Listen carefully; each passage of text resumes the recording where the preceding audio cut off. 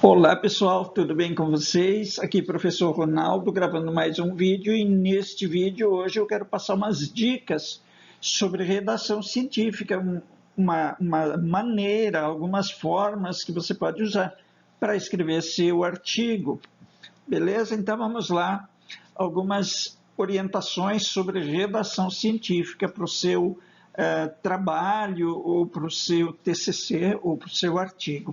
Bacana, gente? Então, vamos lá. Vejam aqui, pessoal, a redação científica. Aqui nós estamos dizendo o seguinte: o texto de uma pesquisa científica deve ser estruturado de forma a indicar o problema, a metodologia, os resultados e as conclusões. Então, é preciso levar em conta que a redação dos textos acadêmicos apresenta algumas peculiaridades, algumas particularidades que precisam ser cuidadas o tempo todo.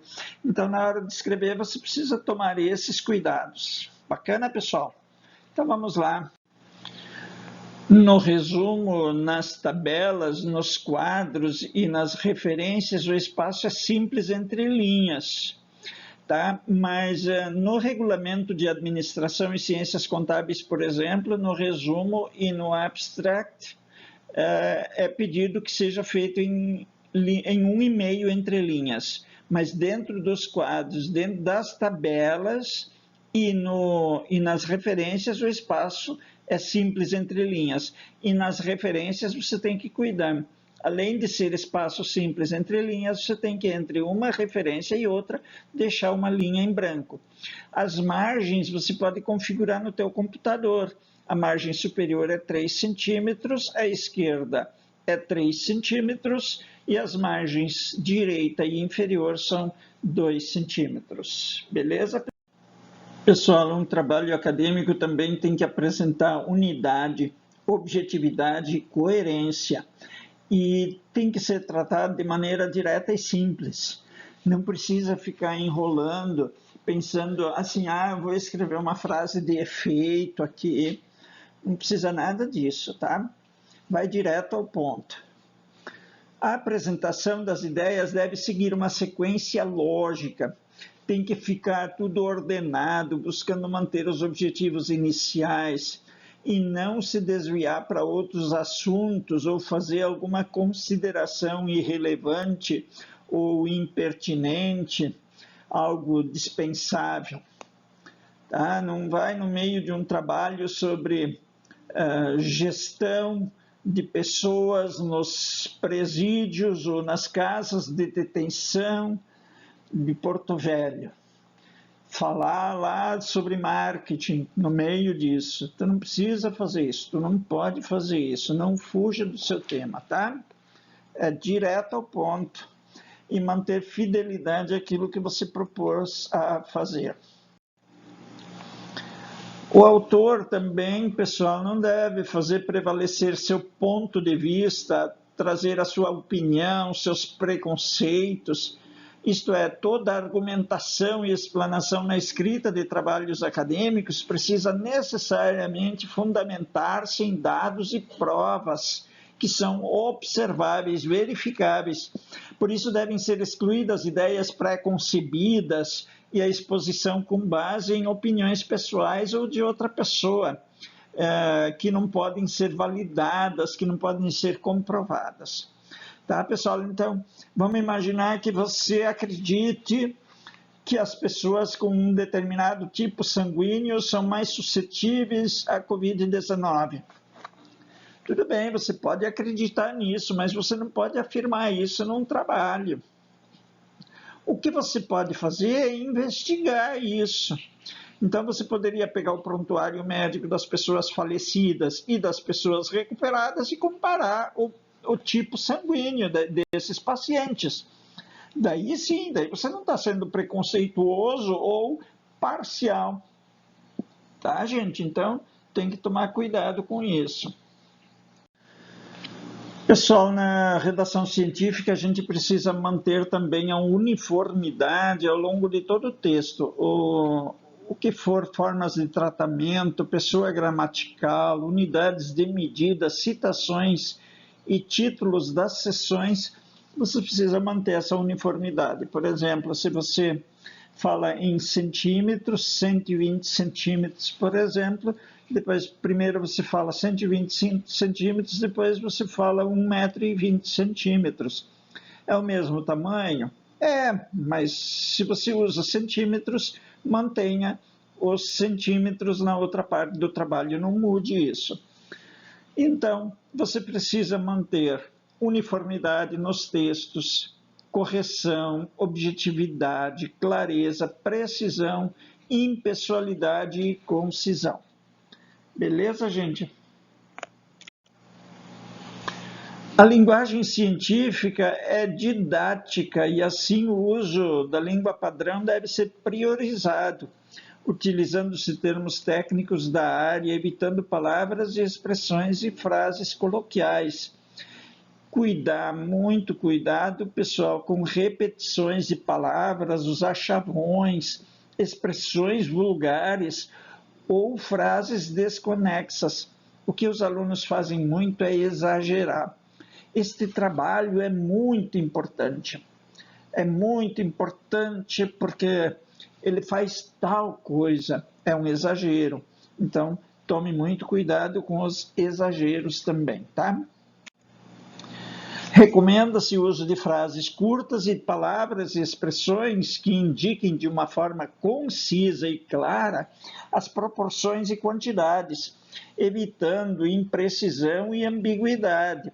Se for 120 centímetros, são 120 centímetros. Não dizer assim, quase 120 centímetros ou perto de 120 centímetros. Beleza? Evitar a utilização de primeiras pessoas do singular e do plural, pois as formas impessoais são sempre as preferidas nos trabalhos acadêmicos. Tá bom, gente? Não utilizar palavras coloquiais e privilegiar o formalismo. Não utilizar em demasia palavras repetidas ou com a mesma sonoridade. Tá? Então tem que olhar, tem que ler teu texto. Teu texto está parecendo uma poesia com rima no final de cada frase. Pois é, se for assim, você tem que cuidar para não parecer que você montou uma poesia rimada, tá? Itálico é utilizado exclusivamente para palavras estrangeiras. E o negrito você tem que evitar. Quase não se usa negrito. As tabelas, as figuras, os quadros, os gráficos devem ser citados no texto pelo número. Então você diz assim, o quadro número 2 mostra a relação entre isso e aquilo, tá? E daí ponto, e daí você coloca o quadro 2 e pronto, não precisa ficar enrolando, inventando muitas coisas, beleza? As citações diretas têm que ser evitadas e você precisa privilegiar as citações indiretas. Cuidar para não esquecer de citar as fontes, porque se você esquecer de citar as fontes, você vai ter plágio. E como eu já disse em outros vídeos e na aula, plágio é proibido, não é perdoado, não existe perdão para plágio. Use frases curtas, parágrafos curtos e revise teu texto constantemente. De vez em quando você pensa o seguinte, não tenho nada para fazer agora. Mas dá uma lida no teu texto, vai lá no teu trabalho e dá uma lida nele para ver se não tem alguma coisinha errada que você pode corrigir. Beleza? Às vezes você não tem o que fazer. 5 minutinhos para dar uma espiadinha são importantes. E uma outra coisa, pessoal, manter contato constante com o teu trabalho. Não pense assim, eu vou trabalhar todo domingo no meu trabalho, eu vou trabalhar 12 horas no domingo. É melhor você trabalhar 1 hora por dia no teu trabalho e descansar um pouco no domingo do que trabalhar o domingo inteiro. tá? Porque senão você vai enjoar disso e quando você cansa, você não consegue mais render direito. Eu falo isso por experiência própria. Eu já fiz 2 dissertações de mestrado, já escrevi vários artigos e eu sei que isso acontece. Então, quando você cansa, você não consegue mais enxergar o que está certo e está errado. Deixe outras pessoas também lerem teu trabalho, porque eles também podem enxergar, essas outras pessoas também conseguem ver melhor aquilo que você está escrevendo, tá? As tabelas têm que ser autoexplicativas. Então, a tabela não precisa de explicação. Então, se você tem uma tabela lá que fala sobre escolaridade das pessoas que participaram do teu trabalho, você não precisa explicar a tabela. Então, seria uma redundância explicar o que já está escrito lá. Evitar as notas de rodapé, fazer muitas notas de rodapé também não é bom, tá, pessoal? Apresentação dos resultados. Na apresentação dos resultados, você tem que cuidar para facilitar a vida do leitor. Usar a voz ativa. Analisamos os dados. Isso você deve evitar, né? Os dados foram analisados, tem que dizer, tá? Usar preferencialmente a voz passiva. Os dados foram analisados. Evitar a primeira pessoa e usar a terceira pessoa. E evitar juízos de valor, tá? Julgamentos. Cuidado com a redação científica, pessoal. Desenvolver uma escrita clara e coesa e sempre ler o que você escreveu para ver se você está entendendo aquilo que tu está escrevendo. Beleza?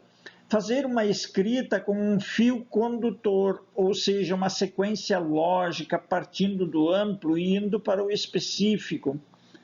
Um parágrafo pode ser composto de 2 ou mais frases, e sempre pelo menos 2 frases, né? Um parágrafo pode ter 2, 3, 4 frases, mas evite as frases longas com mais de 3 linhas e parágrafos longos demais. E também evite os apúdios, isto é, você vai direto à fonte, em vez de citar alguém que citou alguém, você vai direto naquela origem, no artigo original que você quer explorar.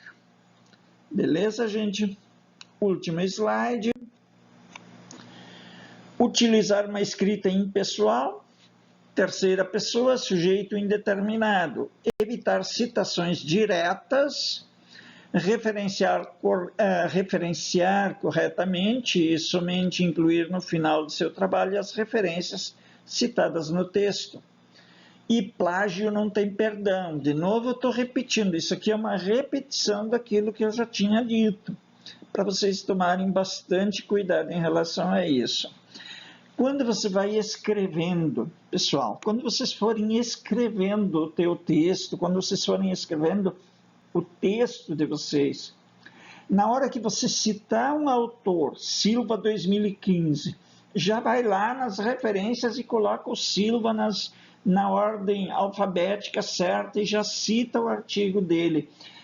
Silva, J, se for José da Silva, J, ponto. E daí o título do artigo, e daí em negrito o título da revista, e assim por diante. Tá, pessoal? Então era isso que eu queria conversar com vocês. Espero que esse vídeo tenha ajudado vocês, tá? Mas, de qualquer forma, estou sempre à disposição para ajudá-los. E espero que logo passe essa pandemia, que a gente consiga voltar a se encontrar pessoalmente. Beleza, pessoal? Então, deixo um grande abraço para todos vocês. Que Deus guarde cada um de vocês, se cuidem, tá? E precisando de ajuda, contem comigo. Tá beleza? Um abraço, pessoal, e até breve. Tchau.